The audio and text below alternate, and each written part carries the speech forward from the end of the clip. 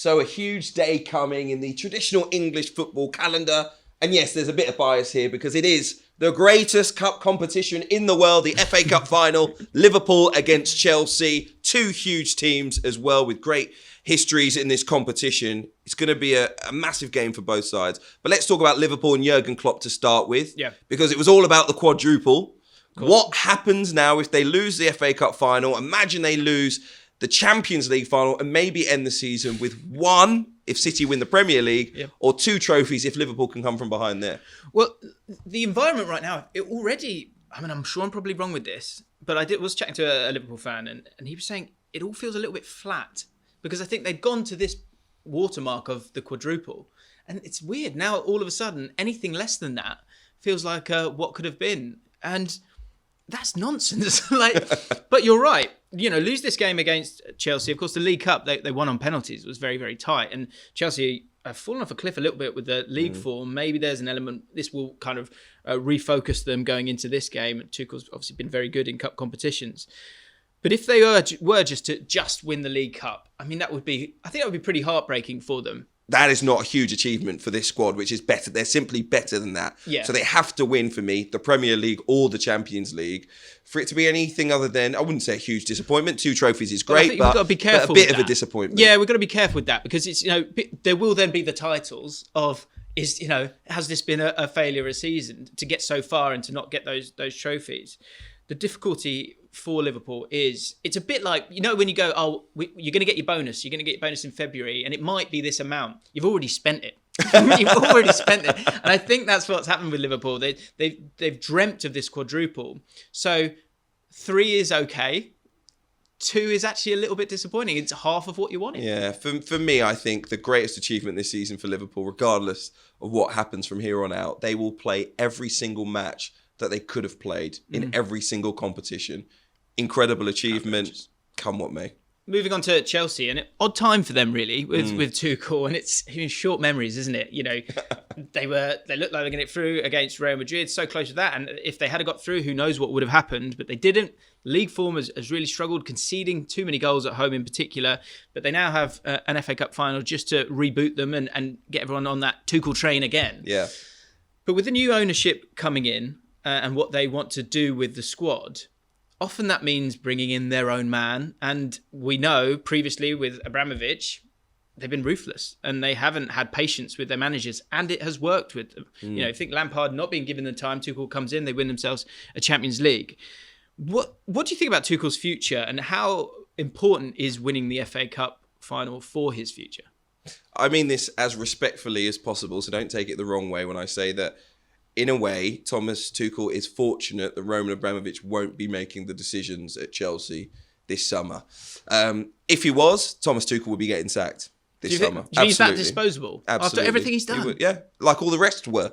Like Di Matteo was, like Ancelotti was, like every other manager who's had great success at Chelsea. I think the Abramovich era would suggest they are disposable. This season, they have collapsed. Now, you might say if none of the stuff was going on with the ownership of the club, then they might not have collapsed towards the end of the season. So that's one way of, Do you think he's fortunate that they are in third place, and if they'd had continued winning, they'd still be in third place? Not they haven't dropped down to 4, 5, 6. Do you think he's been fortunate in that sense? Because I think when I look at it, I'm thinking 2 things. One, who do you bring in for him who's going to be better than him? And second of all, they knew they weren't going to win the title. And I think that has played a part in this. Did they really? Do you bring in Romelu Lukaku for £97.5 million when you've got... February, though. But listen, at the start of the season, his job is to go out there and at least get close to the Premier League title. Yeah. We all felt they had the squad to do it. There are some exceptionally good players at Chelsea.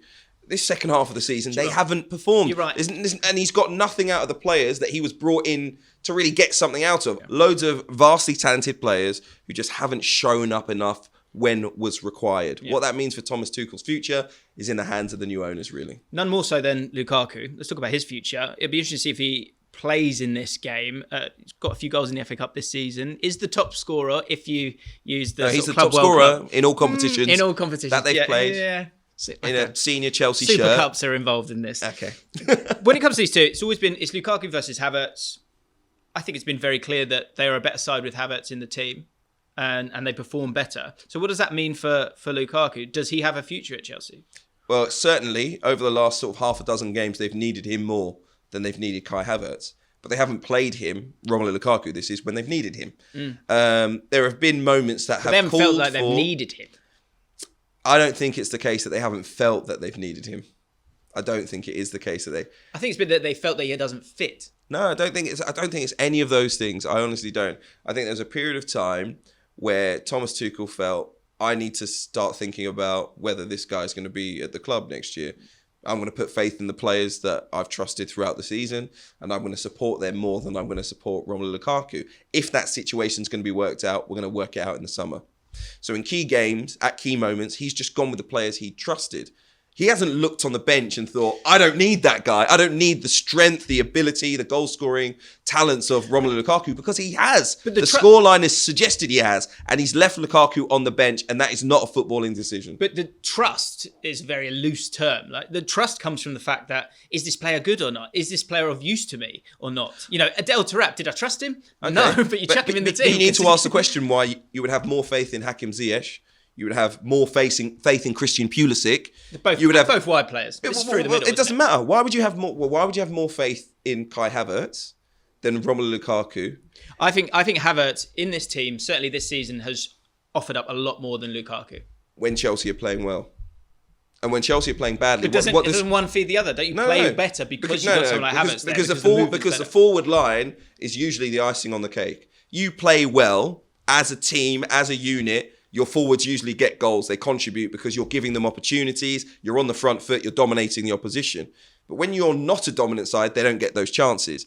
And ultimately, when they haven't dominated games, when the tide has swung against them, they have needed more of a Lukaku-type striker than a Kai Havertz. Kai Havertz physically can't bully defenders in the way that Lukaku can. He can't carry a team. 6'2". He can't physically do it. I think he'd hold up the ball bench more well. than him. No. He physically isn't that guy. No, seriously. We're comparing him to Romelu Lukaku. No, if you come on. But it's not about being big. It's about being useful to the team. No. But in moments that they've gone direct, they've needed someone with more of a presence. That is Romelu Lukaku. But I think you're focusing on the 30% where it's not been working. The 70% where it has been working is because Havertz has worked in the team and Lukaku doesn't. Well, that's fine. Play Havertz in the moments that it is working for you.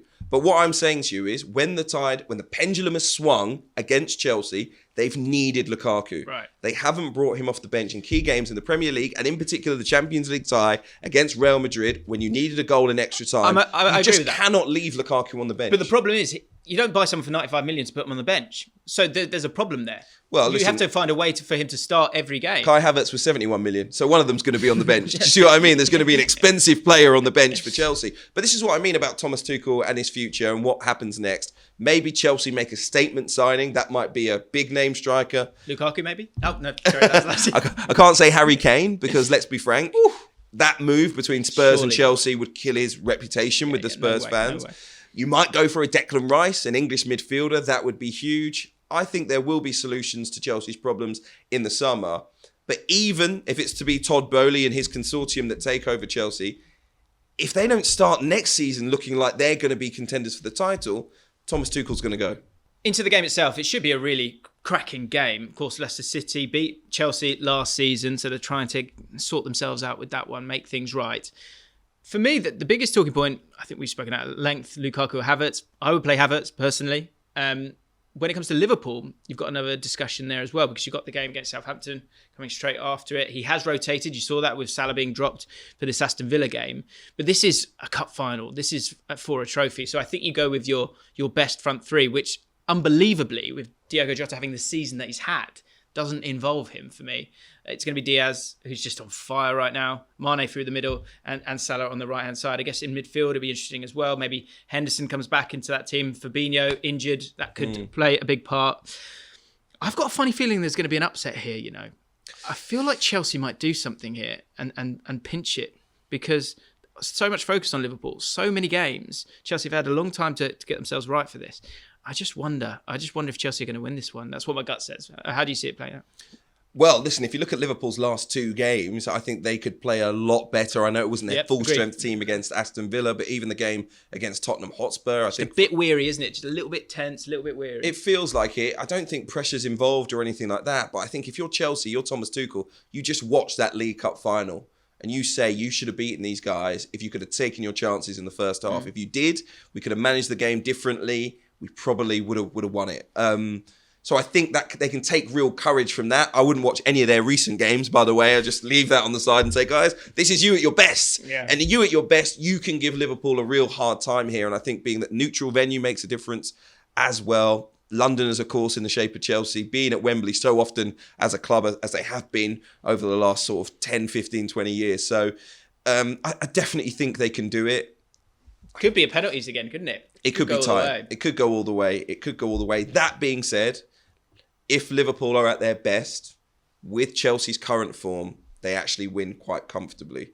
So we're both sitting here saying, if Chelsea come at their best, yes, there is a chance. If they play how they've played over the last 5 or 6 games, there's only one winner. And there's one man that we haven't seen play to his best recently, but I would not be surprised if he steps up in that FA Cup final, and that's Mohamed Salah. Yeah. I think this is made for him to step up and go, calm down, everyone. I'm back. Thanks for watching Football Forecast. For more great content, make sure you're subscribed to ESPN UK.